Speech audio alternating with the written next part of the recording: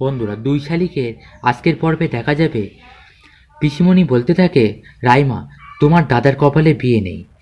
আমি গোড়াকে ফোন করছি, গোড়া আসলে গোড়ার সঙ্গে আঁখির বিয়েটা দিয়ে দেবো। আমার গোড়ার কপাল একেবারেই সাদা, ও একবার আসুক, ও আসলে আঁখির সাথে বিয়েটা দিয়ে দেবো। তখন রাইমা বলে, না, আমি আমার দাদার সাথে ছাড়া অন্য আর কারোর সাথে আঁখির বিয়ে আমি হতে দেবো না। এরপরে দেখা যায় পিসি গোড়াকে ফোন করে, কিন্তু গোড়ার ফোন সুইচ অফ বলে। অন্যদিকে দেখা যায় গাড়ির মধ্যে পিয়ারকে আস্তে আস্তে জ্ঞান ফিরতে থাকে।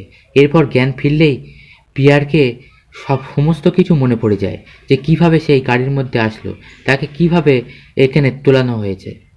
এরপর পিয়ারকে দৌড়ে নিজের অফিসে যায়।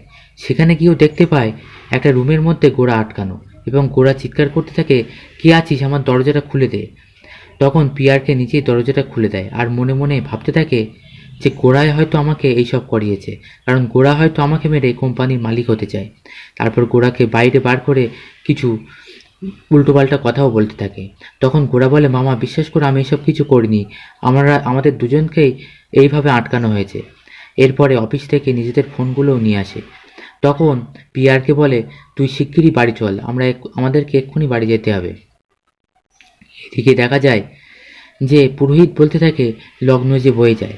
ওদিকে কালীপদ বারবার ফিরে ফিরে আসে, কিন্তু বিয়ের মণ্ডপ পর্যন্ত আসতে পারে না। এরপর কালীপদ ঠিক করে যে সে অজ্ঞান হয়ে যাওয়ার নাটক করতে থাকবে, যাতে তাকে বিয়েটা না করতে হয়। এরপর সে অজ্ঞান হওয়ার নাটক করে। তারপরে তাকে ধরে সবাই ঘরে নিয়ে যায়। এবার পুরোহিত বলতে থাকে যে আর 10 মিনিট সময় আছে, তারপরে লগ্ন পেরিয়ে যাবে। তখন ঝিলিক মনে মনে বলে, বা, এটাই তো চেয়েছিলাম, আর 10টা মিনিট হয়ে গেলে আমি এখান থেকে পালিয়ে যাব। তখন নীলিমা গৌরবের কাছে যায়, গৌরবের ঘরে, আর গৌরবকে বলে, গৌরব, তোর কাছে আমি কোনোদিনও কিছু চাইনি, আজকে আমি তোর কাছে ভিক্ষে চাইবো। তখন গৌরব বলে, কি বলছো মা, তুমি বলো, তুমি কি চাও, তুমি যা চাইবে আমি তাই দেবো। তখন নীলিমা বলে, তুই আঁকিকে বিয়ে কর, গৌরব। তখন গৌরব অবাক হয়ে যায় এবং সে রাজি হতে চায় না। তখন নীলিমা বলে, তুই একদম তোর বাবার মতোই হয়েছিস, আমার মতন হসনি।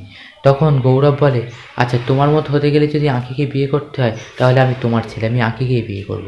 এরপরে দেখা যায় গৌরবকে সাজিয়ে মণ্ডপে নিয়ে আসা হয়, এবং গৌরবও ঝিলিককে বিয়ে করার জন্য রাজি হয়ে যায় এবং ঝিলিককে বিয়েও করতে যায়। সিঁদুর পরাতে যাবে, ঠিক সেই সময় পিয়ারকে চলে আসে। বন্ধুরা, পরবর্তী পর্বটি ঠিক কী হতে চলেছে জানতে চোখ রাখুন আমাদের চ্যানেলে।